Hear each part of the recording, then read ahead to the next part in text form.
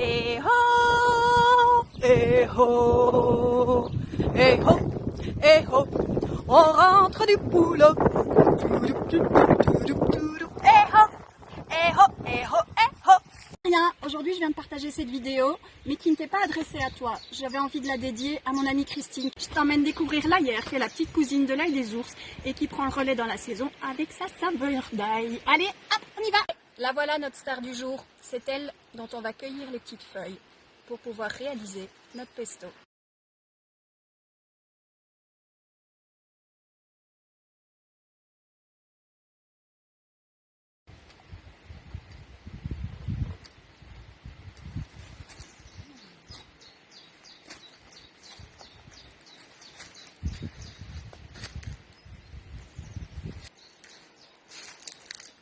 Tu verras Terrien que je ne récolte pas toutes les feuilles sur la plante parce que j'ai envie de lui laisser des chances de revenir l'année prochaine et de pouvoir encore réaliser du pesto et de pouvoir encore cueillir ses feuilles et en profiter.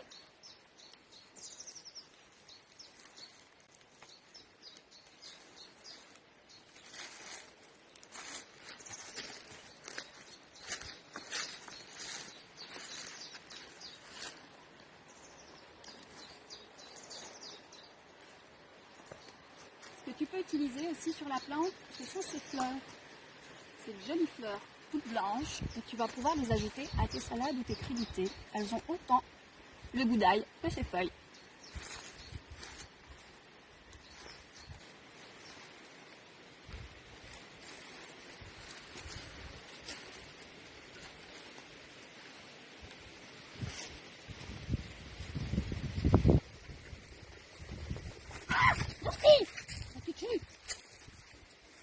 Salut toi, ça roule? Hein? C'est mon chat. Elle s'appelle Yana. Bienvenue sur le site de Charlotte Incombe. On va passer à la télé? Oh non, on va quand même pas à la télé, on va passer sur Facebook, sur la chaîne YouTube et sur le site web.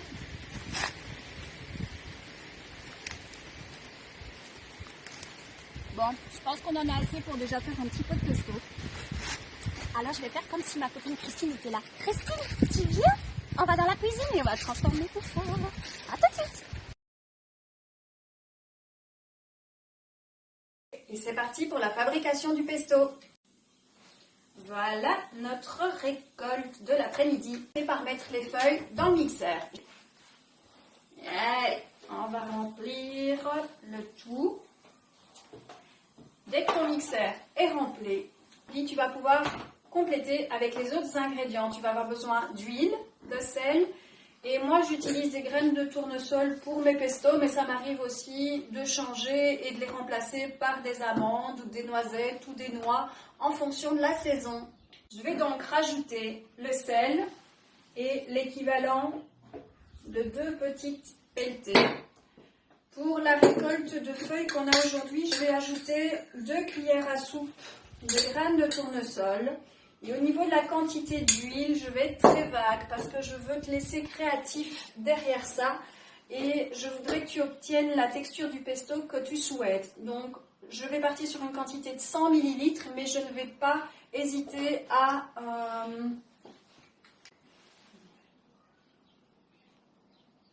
quelques coups de mix sur la vitesse 1 pour ne pas avoir un pesto non plus qui ressemble à du coulis. Sur les terriens, bien remettre le bouchon, sinon vous risquez de décorer votre intérieur. Allez, c'est parti, attention, ça va faire du bruit.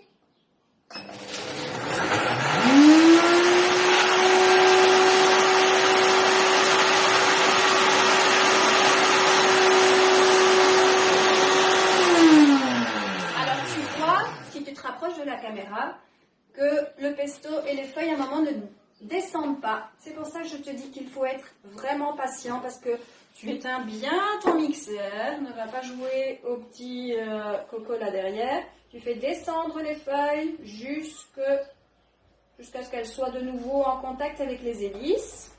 Tu reposes ta spatule, tu remets bien ton couvercle et tu redonnes un coup de mix. C'est parti!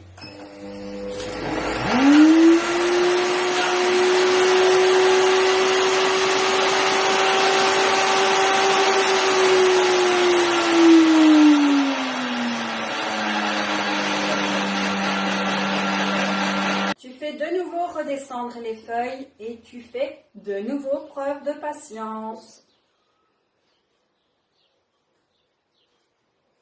Bon, les feuilles ne se mixent pas, alors qu'est-ce qu'on fait dans ce cas-là? On rajoute un rien d'huile.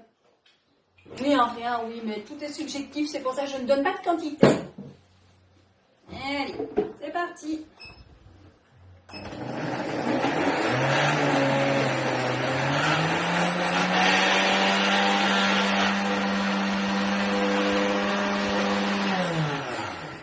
On réouvre le couvercle et on recommence l'étape de la spatule. Et c'est reparti pour un tour. Ah, ça commence à ressembler à quelque chose de bon.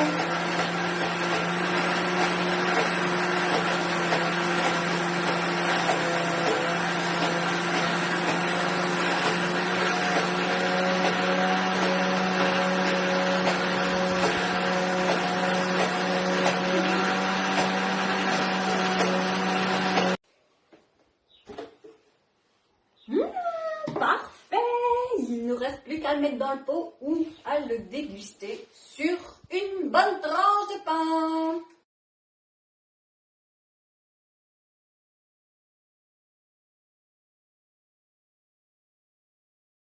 Le meilleur pour la fin.